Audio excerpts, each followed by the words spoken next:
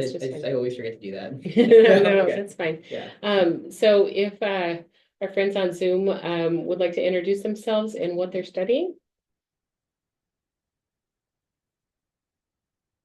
The chat too, right? Sure. You want me to go? Sure. I'm Elise Medj. I'm uh, working on, well, either taking classes to brush up or getting a PhD. That's my debate to get a hopefully someday adjunct position teaching up here in Spokane. Fantastic. Well, thank you for joining us. And College of Natural Resources. Sorry about that. Awesome. Okay, sounds great.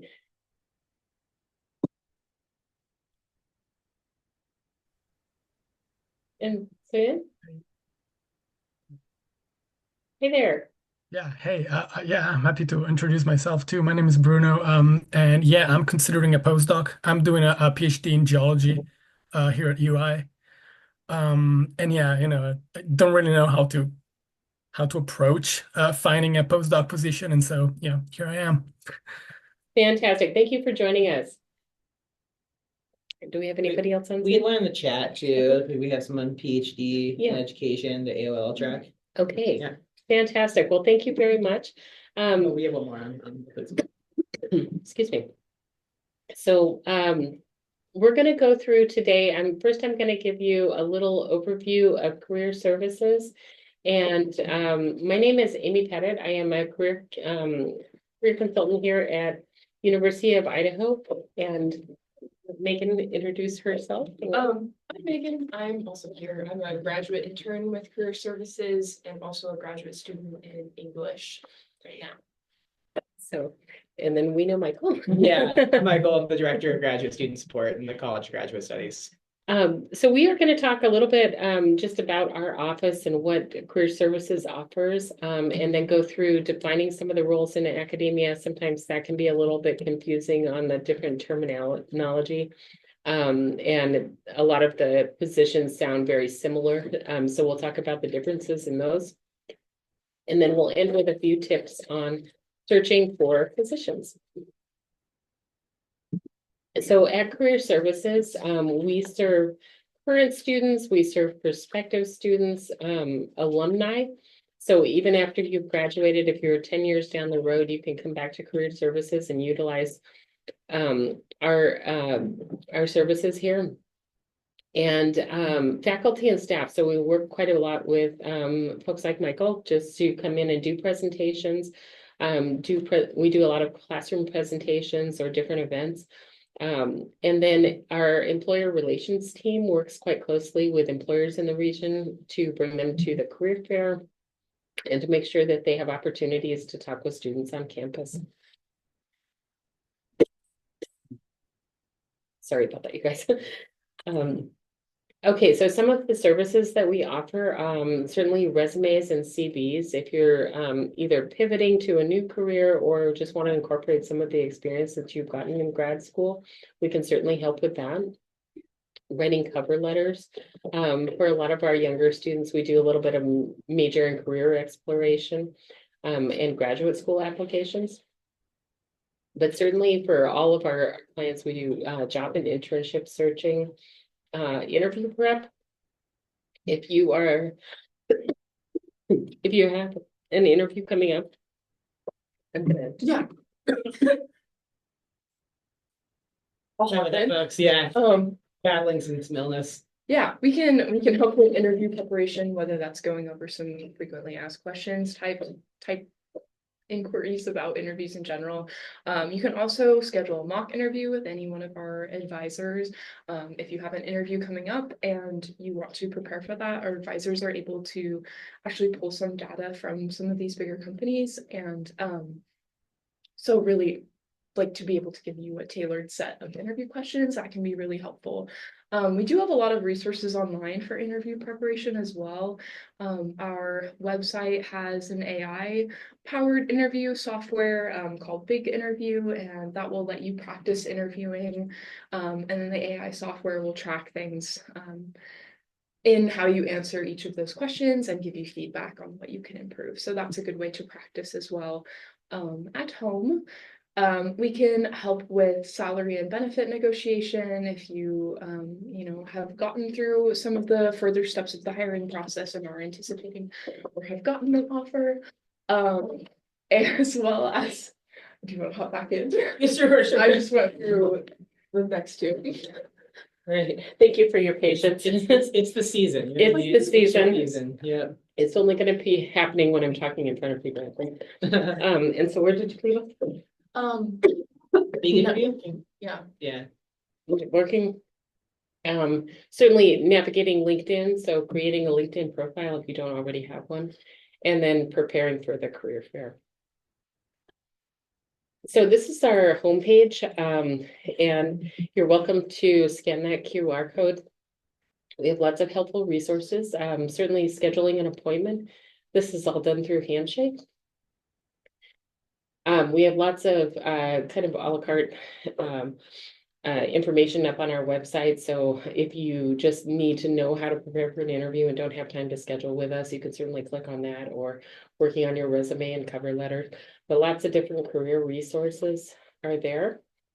The login to Handshake, we also have events and info sessions on Handshake, as well as different job and internship opportunities. And yes, of course, job listings there. So definitely take a look at our website and look at some of the resources that are up there. As I mentioned, Handshake is our main job and internship listing board, and it also has employer information sessions, different career fairs, and the employer events that sometimes employers will hold virtual info sessions that you can attend on there, and those will also be listed. And then our career services appointment scheduling. Okay, so first we're going to talk about academic roles in four-year universities and two-year colleges. And there's a lot of different, a variety of opportunities, variety of roles that you can have in those institutions.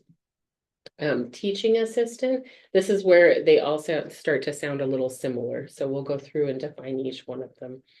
But a teaching assistant, a research assistant, the postdoctorate or postdoctoral researcher or fellow or postdoc, you'll hear often called, adjunct, instructor or lecturer, the visiting scholar or instructor, an assistant professor, associate professor, and professor. So lots of different variations on a theme here, but we'll go through each one of those and just talk about what each one are. So typically a teaching assistant is where you would receive aid in exchange for teaching activities. So if you are currently in graduate school, and maybe as part of your aid package, you were assigned a teaching assistant role. You might teach classes, just prepare lectures, conduct labs or study groups, or grade for a professor. I know when I was in grad school, mine was a full-on teach the class the whole semester, and you have the control. I had one of those too. Mhm. Yeah. But it's a great way, especially if you are planning on becoming a professor or wanting to go onto that track, then like starting to get some teaching experience, this is a good way to start. If you are more of a researcher, sometimes you'll be assigned to work in a faculty member's lab as a research assistant. And so this is not necessarily doing your own research, but more the faculty's research. And this may or may not be your main advisor. So that would be the research assistant role. And again, that might be part of an aid package, but not always. And then the postdoctoral. So this is a temporary position. After you finish your PhD, if you want to continue your line of research, help like prepare you for a professor role, then a postdoc position or postdoc fellow might be a way you'd want to go. So most are usually at the university, some in industry, nonprofit or government roles. Any questions on that before I go on? Great. Okay, so then adjunct instructor. So this is a part-time instructor versus the permanent or tenure track instructor. And these are generally contract roles. So you might teach just one class, you might be responsible for a couple. Some people accept adjunct roles at different schools, or do this in addition to something.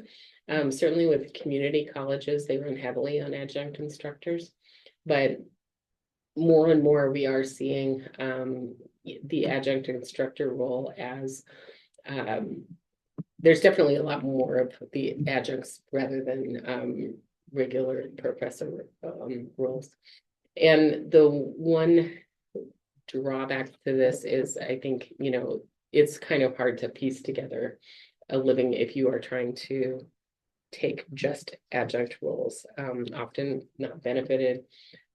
So you kind of lose a little bit of security there, but it is, again, a great way to get some teaching experience. People also do like adjuncting, like in the beginning, they'll have like a proper, like their job, and they'll kind of adjunct as a way to get experience and also make a little extra money. Which is too. a great, I think that's Which a I great like way. that method, because then like you're kind of there waiting for the opportunity to pop up, and you're keeping that continuity of experience. Yeah, too, and you're not relying on that for your for benefits or something. Yeah, that's where you get in trouble for sure. Yeah. I've heard it referred to as the adjunct hustle. Yeah. So yeah. So instructor, lecturer, this might be a full-time teaching job with administrative duties, but not necessarily any research obligations. And instructor, lecturer is generally not a tenure track position. This is a full-time teaching position, but not in that role leading up to a professor.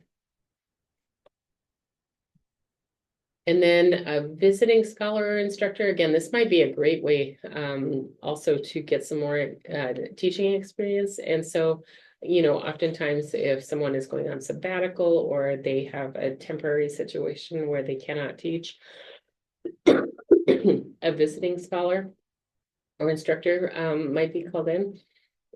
Some schools use them very purposefully to bring in different people. And so just rotating the type of experience that is in the faculty pool, that's a great kind of a really, I don't know, I think it's kind of cool. I love having visiting instructors. Okay, so generally the path to professor involves assistant professor, then associate, and then professor. So as an assistant professor, it's a beginning level. You would generally need a PhD or terminal degree in this instance, and then maybe you have some teaching and research experience to help leverage you into that position. So certainly if you do have your TA positions in grad school or any other types of work that you've done with students, that would be great to highlight for an assistant professor role. It is this first step in tenure. And some of your duties can include like research, teaching, it could be you're advising undergraduates, any service that you're doing at this point will all help in that quest for tenure. We have someone in the chat asking about what the difference between tenure track and non-tenure track faculty positions. We will totally get to that. Yeah, Okay, yeah. Cool. Thank you for asking that. So associate professor is more at the mid-level. This is where you are PhD plus teaching and research. And then you generally, as an associate professor, you might have more experience at this point. Often associate professors have tenure.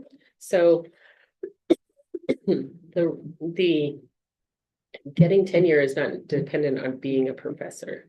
It's a number of years of service. So we'll talk about that in just a second. And then the professor role is the highest academic one. And generally professors are experts in their field. They might teach upper level undergraduate and graduate courses. and then be involved in some more leadership positions. Okay, so now we're going to pop into, I'm just going to minimize this. Now we'll pop into tenure, what tenure is. So it generally is lifetime employment with a college or university. And it protects you from being fired without cause. But I wanted to dispel the myth that it does not mean you cannot be fired. So you do actually, you can commit some infraction that will get you fired from a tenured position. Generally non-tenure, they work under contract. So this could be 1 to 3 years. And then if you're doing your job well, generally your contract would be renewed. But tenured status is highly competitive. The whole process starting from associate, assistant to professor, or I'm sorry, associate to assistant can be 5 to 7 years. There is generally better wages with tenure, and associate professors usually have it, but not always. Even full professors are not always tenured. With non-tenure positions, there are no research requirements for the job. It's more of a concentration on teaching and service. And teaching load and service work is normally higher in a non-tenure track than in a tenure.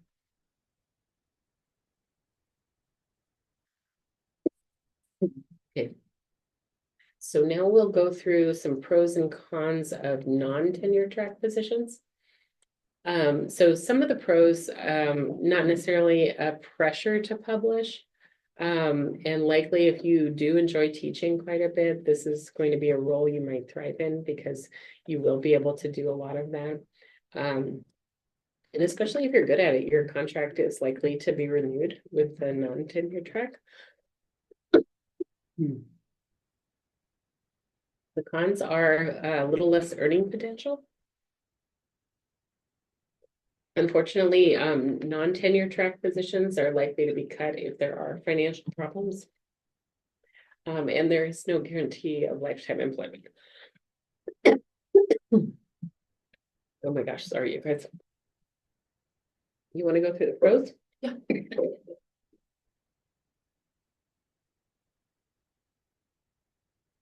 Okay. Some of the pros of tenure track positions, you have the possibility of lifetime employment. The path to tenure is usually well documented, meaning those steps to lifetime employment and also tenure are also like very explicitly laid out for you, and your academic freedom is protected. Some of the cons of these positions, you may be reticent to express yourself before receiving tenure. There will be a lot more pressure to publish. So publishing and teaching priorities may be dictated by the institution, and that might be something that's quite hard and fast that you'll need to hold yourself to. And you may be reluctant to try new things or give them up. Yeah, I mean, I'd say too that the publishing, you hear this term publish or perish, which is like a kind of becoming a common term in academia. And I think that it's that idea is rooted within the tenure track system, right? Unless you can publish and not just publish, but publish in certain kinds of journals, right? Like with relatively high impact, then you won't necessarily be successful in that position. And those are usually outlined pretty clearly in whatever agreement you sign when you enter into a tenure track job. But yeah, that's probably the biggest difference, right? Is the publishing obligations, or the research, and then I guess if you're in a non-research based degree, the publishing obligations. So Publish or perish. Publish or perish. That's why I just said publish or perish. It's like that's where that comes from, a tenure track. So. So I did want to talk a little bit about staff positions also, and different types that you can find in university and colleges. Certainly academic advising, student services, program coordinators, career services. Most people in career services do have advanced degrees. disability services, tutoring and academic coaching, and many more. So this is really like types of positions that maybe you want a little bit more one-on-one with students or a leadership role. This might be a good way to go. I wanted to point out on higheredjobs.com.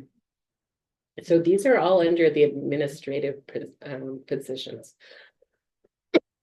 And these are a lot of places that you would find those staff roles. But I did want to point out this laboratory and research. This was pulled yesterday, so like over 5,000 positions in laboratory and research. Oh, yeah. So don't discount this in your job search, because this might be a great way to find like a postdoc position, or any other type of research position that you might be interested in. Lots of different openings there. Certainly more openings in administration than there are professor roles. That's just one thing to keep in mind. Especially, I mean, you were talking about the adjuncting model is, as there's been more pressure financially on institutions, the adjunct model has become more and more common too, Yes. which is like probably a result, like that's what you're seeing with like this like disappearance of tenure track jobs. And so Yeah. some people will opt to do administrative jobs over adjuncting because Right. a lot of times adjuncting doesn't come, it's a lot more precarious, you Yes. know, in many ways. And so there's some of these other jobs you may have the opportunity, like, you know, I know like, you know, Amy and I are both technically staff, but we still get to teach and we, you know, still get the opportunity to publish.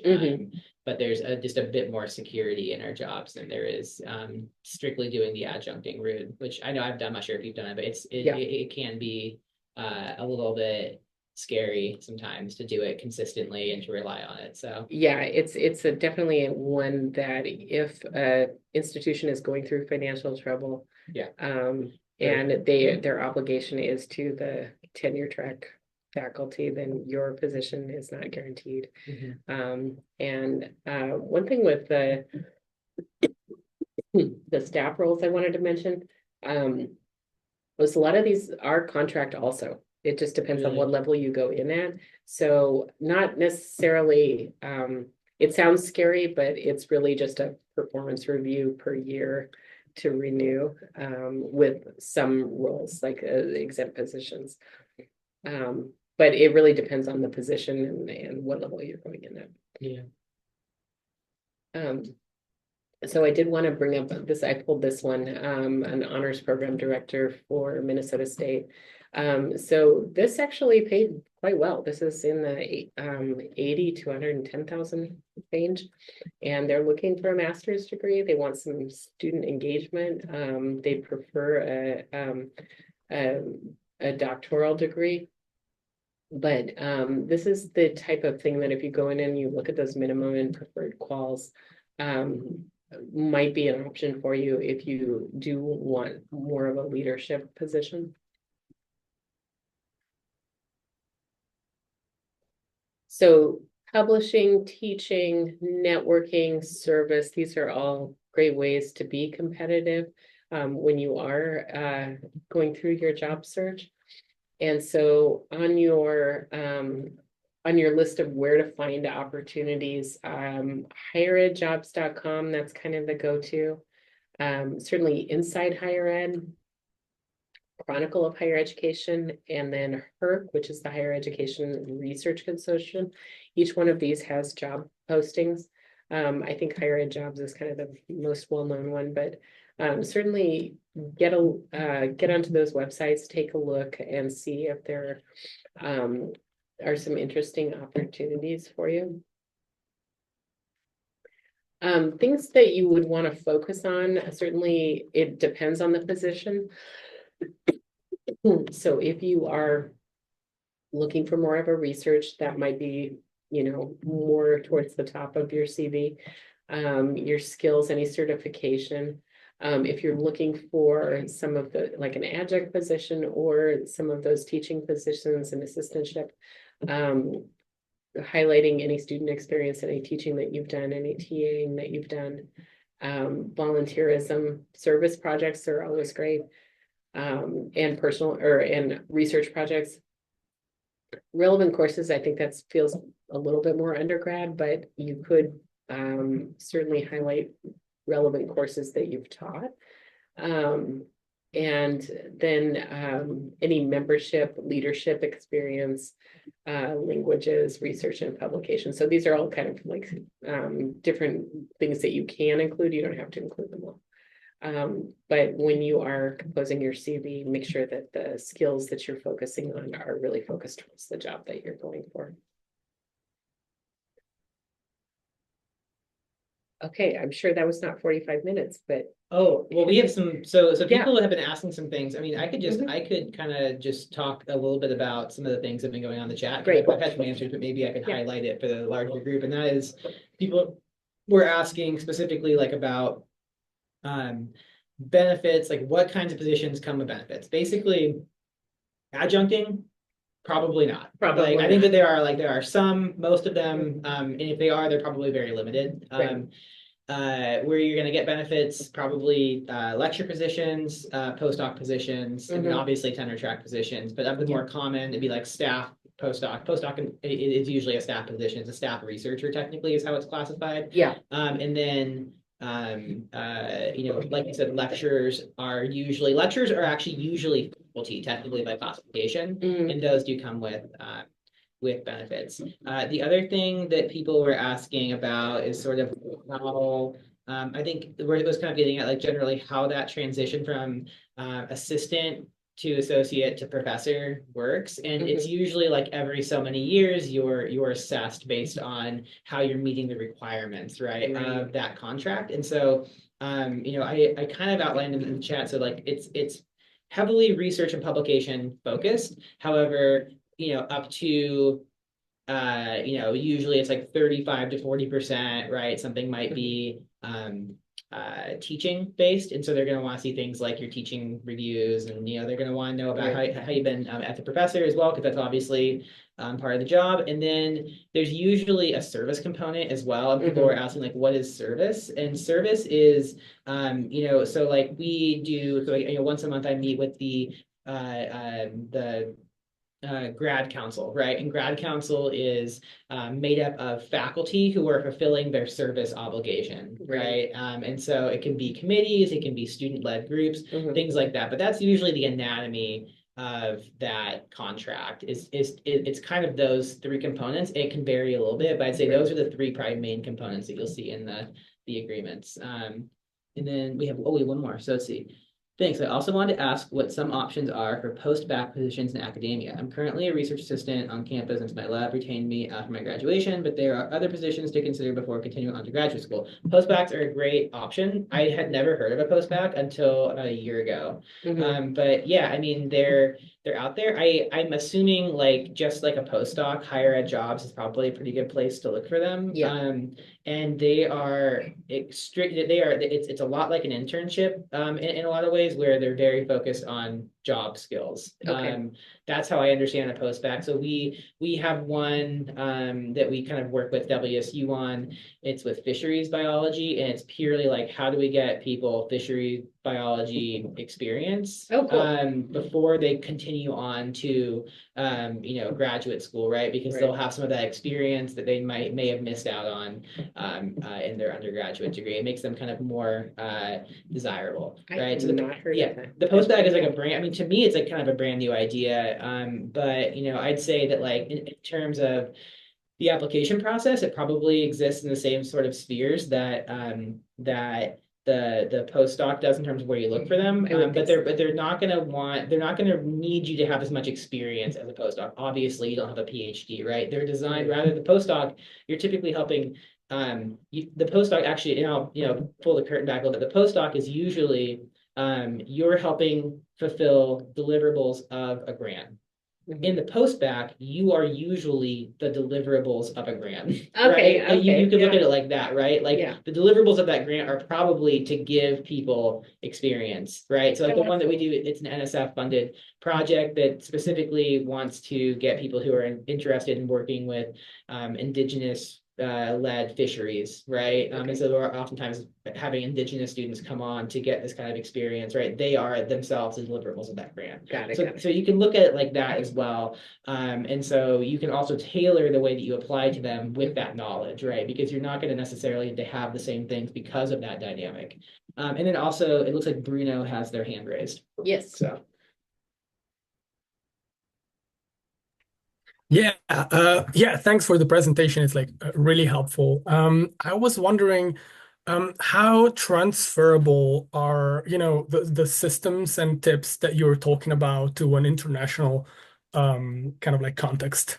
What if I am looking for an academic position in a different country than the US? That's a great question. And honestly, I am not as familiar with the international educational systems. I would imagine that there is probably a different hierarchy. I can't tell you for sure. But certainly those components of teaching of service can all be highlighted in those like in your application for those. Yeah, do you have any I insight on that? don't. I have very much never. I don't know. I don't Mhm. know, and I think I would give it a wrong answer if I tried to. Yeah, I don't want to speculate. give you misinformation. But I mean, like like I always with anything job and like anything that's like related to like job stuff and that has this like international in scope. Mhm. I always say like a good starting place would probably be IPO. Mhm. Realistically, they might know because I think that they, in addition to helping people get here, I think they also give advice as well to people who are looking to go elsewhere. And so that might be at least a good place to start for recommendations on that because Yeah. I have info. So And Bruno, Cool. do you have Yeah, an thank idea of you. where you want to go? Not a clear one yet, no. Okay, because the other alternative is you could reach out to that school Oh and just yeah, ask yeah. them questions. It's just, like I've seen that many there's like this postdoc fellowship type of things that include the writing of a proposal, right? Right. And I am also aware that certain countries have some like bridge programs between, with other specific countries. They make relationships with like specific organs, and then they select people based on proposals to get, I don't know, like fellowships and go and exchange stuff like that, right? So I was wondering if that's something that you guys have like any resources or info about. But I think that yeah, IPO might be my best bet for I think, this. yeah, for sure they would at least be able to point you in the right direction for that. Yeah, cool. Thank you so much. Yeah, you're welcome. someone wants us to reshare the link, the higher ed jobs link. And let's see. Could you maybe throw in the chat by chance? Is that Yeah, an option? let's see. Um, and then someone asked what yeah, International Programs Office is what IPO is. So if anyone's an international student has come here, you've had to work with them coming here, but they may also have information in the other direction as well if you're looking to go elsewhere. And Bruno, yeah, that's a good point too about certain countries having agreements. I know that the US has several they're called like pipeline agreements with other countries.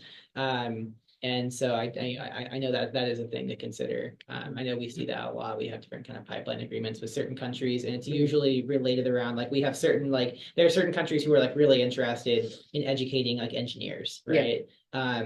And so we have a lot of students from like certain countries in a particular major because we sort of have these pipelines built out, and so that is something to consider as well and to find out. But yeah. Anybody else have questions for Amy? Sure. Can I ask a question? Sure. And thank you for this presentation. This is helpful. Oh, So adjunct positions that I've seen, I've been kind of trying to see what the requirements are, and most of them say that a master's is required with some teaching experience and that a PhD is preferred. My question is, so my master's degree is 20 years old. I'm coming back to either take some classes and get some TAships and teaching experience and then become, I just want a part-time job because I've got a lot of other stuff going on in my life too. So, but the question is, are those jobs competitive enough that I really ought to have the PhD in order to count on being able to get an adjunct position? I don't know that it's absolutely necessary for the PhD, and I would not disregard that your master's is 20 years old. I would highlight that at the very top of your resume. And or your CV, we can certainly, work on like how you would structure that to apply to a specific position. If you get into it and you find that you are losing out on opportunities because you don't have a PhD, I would say that would probably be specific to the discipline. Yeah, so I have a whole strategy on this Yeah, that like go I for it. thought about because I've had to scrap a lot. Like I'm a humanities person by trade, and I've had to be really scrappy with jobs after getting a degree in the language I already spoke. And so what I would say is that don't underestimate teaching experience. So if you have an opportunity to get, if there's any TAing experience that you can get, it's super important. And I think that those things can shine through more than having, like if you have a master's, but you have a lot of experience, that can absolutely make up for not having a PhD in the context of adjuncting and lecturer positions. The other thing I'm going to say too is that there's always classes that, and I know this is, and I don't, know exactly your field, but I knew that in my field, there are classes that no one wants to teach. And it wasn't hard to insert myself into those classes to teach those classes. So in particular, it was like technical writing, business writing, persuasive writing, right? Like nobody wants to teach those because they're not literature courses or theory-based courses, right? They're very unsexy. And so I think that like for me, but I saw that I was like, well, I'm going to take all the pedagogy classes I can, and I'm going to teach all of the classes that nobody wants to teach, because that's probably a good sign that those are the classes that need to get taught more than other classes, right? And so I would say that if you're interested in teaching, have that kind of conversation, or sort of look for those kinds of areas of opportunity, and do as much as you can to like prove that you've learned how to teach in those classes. And so that is something that like now, like as like a part-time job, if I ever need it, I could always fall back, because there's always people, there's those kinds of classes, those are like the default kind of, you have to take them classes for a lot of majors, right? A lot of majors have to take technical writing. So look for those kinds of pipelines and insert yourself into them. And I think that kind of experience will probably be more valuable to a department than having a PhD alone. If like your PhD isn't in an area that they don't really need a lot of people to fill, or right? Like if you have a PhD in like the part of your subject matter that everybody wants to teach in, right? Like, it's probably oversaturated. And so I think that those are also things, it's like you kind of have to start thinking like that. But that would be my advice to you. Okay. So Thank you. Yeah, thanks. Any more questions?